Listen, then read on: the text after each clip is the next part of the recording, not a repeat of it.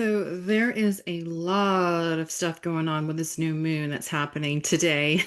Welcome, everybody. I'm Nancy Ducharme. This is Rise Higher Astrology, and I just want to go over the really key important messages that are coming in with this new moon that is sitting in Cancer today, July 24th. And yes, I practice sidereal Vedic astrology. This sidereal chart is where the planets are astronomically. These are the true locations of the planets, and it's important because these dignities mean something. Um, a moon in Cancer is different than the moon in Leo, and the moon is not in Leo right now. It is definitely in Cancer. It is sitting at 7 degrees of Cancer, and with Cancer is relative to the fourth house in the zodiac chart. And we're talking about the homeland right now. And there's a lot that's happening, as I know that you know this already. A lot happening here. This new moon conjunction is almost at an exact opposition to Pluto at 8 degrees of Capricorn. Now, Pluto is that planet of fiery, explosive, um, transformational energy. It's like when something happens with Pluto, you can never go back, right? If it's changed for good. And the sign at Capricorn in mundane astrology always relates to governments. And yes, we're seeing a lot of changes going on with not just the US government, but governments all over the world. And we've got this other conjunction happening at exactly 7 degrees, making a perfect trine to the new moon. We've got Neptune and Saturn. So Neptune is that planet of illusion. It's that planet of Maya, the planet of unrealistic expectations, of lies and secrets. And then we have Saturn here conjunct both in retrograde.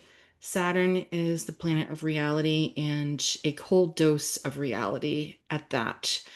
Add to this Uranus sitting at 6 degrees of Taurus, and Uranus is um, it's a planet of revolution, of sudden changes, and it can also mean a lot of danger, unexpected accidents here. So whenever we have planets that are lining up at the same degree point, right? We've got the conjunction of the sun and the moon happening at 7. We've got Saturn, Neptune happening at 7, Pisces, and then we have Pluto at 8 and Uranus at 6. Once they start getting to the exact same degree, no matter where they're sitting in the chart, no matter what house, what sign they're in, they start talking to each other. They start vibing, communicating, and they have an effect on each other. And these are heavy hitting planets. These are karmic planets. A couple of them are generational, right? So right now we are seeing a lot of corruption being uprooted right now. We're not gonna believe our eyes and ears with some of the stuff that's coming out over the next year or so. But the other thing that you need to be aware of here is that the last time Saturn and Neptune were conjunct was back in 1989. And back in 89, we had the fall of the Berlin Wall. We had the crumbling of the Soviet Union happened, right? And remember that Uranus is that planet of revolution. So it is, it's happening. We have a lot of uprisings, upheaval that will be taking place here. And this new moon has a lot to it, a lot of heaviness to it. However, I just want to remind you of something here, and it's actually something that's very unique. We have this new moon sitting in the lunar mansion nakshatra called Pushya. Pushya is right smack dab in the middle of the sign of Cancer, and Pushya is about nourishment and protection. And the symbol for Pushya is a cow's udder. It's also the lotus. And Pushya is, once again, it's a very auspicious place for the sun and the moon to be sitting in. This is going to be protecting us during this time. In addition to this, if you've taken my classes on Tuesday night, um, the planet Pluto is sitting in the auspicious portion of Capricorn called Abhijit. And Abhijit is it's very spiritual, and they say that anything that sits in this nakshatra, it's a portion of a nakshatra, anything that sits in Abhijit is very lucky and it will become successful. Okay. So the crumbling of these governments and the leaders who lead these governments, this is all happening for a reason. It's to clear all of that negativity, all the corruption, all of the evil, as much as we can. It's here to remove it from, from the collective. And we're almost at that point in the year where we're going to be turning a corner. We had these horrific floods that happened here in the US. We also had a lot of volcanic activity and a lot of earthquake activity. This is very much because of the conjunction here between Neptune and Saturn in Pisces. Neptune is the planet that rules over the oceans, and Saturn rules over everything that's underneath of the earth.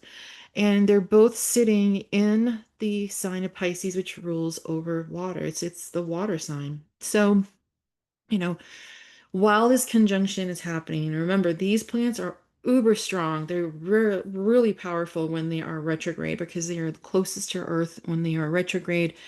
Um, with along with Uranus at 6 degrees of Taurus in Earth sign, we are going to be seeing the continuation of challenging weather, earthquakes, and we also have Jupiter sitting in the nakshatra Ardra. And Ardra is the storm nakshatra. It's ruled by Rudra, the storm god. So the good news again is that Jupiter is going to be moving out of Ardra over the next couple of weeks, and he will be moving into the nakshatra called Purnarvasu. And not only will he be moving into Purnarvasu, but he'll be making a conjunction with planet Venus. And Purnarvasu is return to the light. Okay.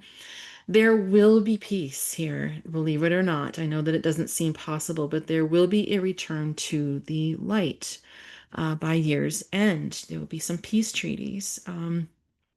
Now, another thing about this new moon that's pretty interesting is it made a conjunction with a constellation or a group of stars called the Beehive. And it's also called, its true name is Messier 44. You can look it up, but it's the Beehive, and you can see it with the naked eye, and it's located right in the middle of the constellation Cancer, Cancer the Crab. And Cancer is a very dim lit constellation. And if you avert your vision just either to the left or to the right of it and use your peripheral vision, you'll be able to see the beehive. It looks like a smudge of light that's right smack dab in the middle of Cancer. And this could mean a couple different things. It's whatever you feel it means to you. But when people think of a beehive, they think of busy work, right? Because bees, they're constantly working, getting ready for a rainy day. So you can take it like that. Just make sure that you're getting prepared. Um, for big things. And it doesn't have to be bad things. It can be, just do while we're in the middle of this crazy turmoil going on in the world. This is a good time to look inward, to do some reflection. The other thing that the beehive means is when you think of all the bees being together and together doing things, cooperating with each other, working towards a common goal. And you also think about socializing, right? So make sure that for the rest of the summer, I know it's been pretty turbulent, but make sure that you're getting together with your loved ones and creating special memories with them. Okay. Now, I want to talk a little bit about the full moon that's coming up in the next couple of weeks. I normally don't talk about the next lunation when I'm talking about a new moon or a full moon, but I do want to mention it here because, you know, the end of this cycle is going to wind up with a full moon happening in sidereal Capricorn here.